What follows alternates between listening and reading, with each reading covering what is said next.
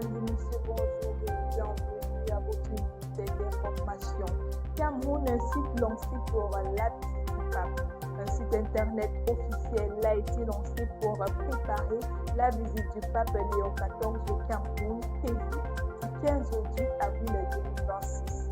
La plateforme centralise le programme, les messages pastoraux et les consignes pratiques pour les fidèles et le grand public. Elle accompagne l'intensification des préparatifs à Yaoundé, Douala et Bamenda. Il est établi souverain. Selon l'Église, cette quatrième visite du pape vise à renforcer la foi et la cohésion sociale dans un contexte national tendu. Le site sert aussi à lutter contre la désinformation après des alertes de l'annonce sur la vente frauduleuses des billets, rappelant que l'accès aux célébrations est gratuit. Bertois, un enseignant licencié après des propos controversés sur Abega et Faustin, récemment propulsé sur le devant de la scène des réseaux sociaux, a été licencié par l'établissement scolaire qui l'employait. L'affaire remonte au viol suivi du meurtre de la petite Divine Banda, commis par le père d'un camarade de classe de la fillette. Dans la foulée du drame, Abega Blindé avait tenu des propos jugés tendancieux qui ont suscité une vive indignation en ligne. La direction de l'école a annoncé la rupture immédiate de son contrat pour faute grave. Dans la note qui lui a été adressée, l'administration estime que les déclarations faites le 7 mars 2026 sont incompatibles avec les valeurs de l'établissement et constituent un manquement à la protection des élèves. Économie, Pékin supprime les droits de douane pour 53 pays. À partir du 1er mai 2026, 53 pays africains accéderont au marché chinois sans droit de douane, a annoncé Pékin lors du sommet de l'Union africaine.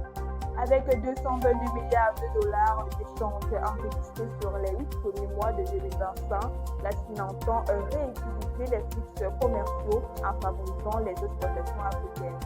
Pour le Cameroun et ses voisins, c'est une opportunité d'exporter sans barrière tarifaire leurs produits transformés, café, cacao et ressources minières. Une mesure qui confirme que l'Afrique est désormais considérée comme un partenaire économique majeur.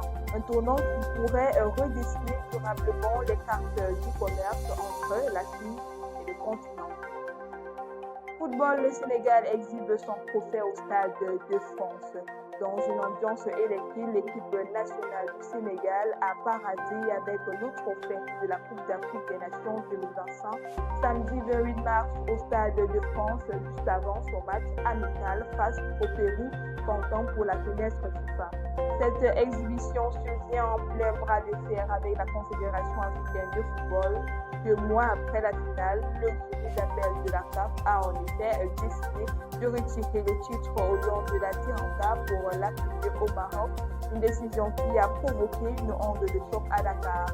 Refusant de s'y plier, les autorités sénégalaises ont saisi le tribunal arbitral du sport et choisi de garder le trophée tant que l'instance internationale ne sera prononcée, une façon de gêner l'application de la sanction prononcée par la CAF.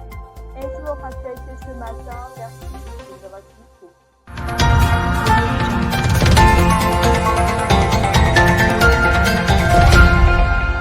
Campus TV, nous sommes ensemble.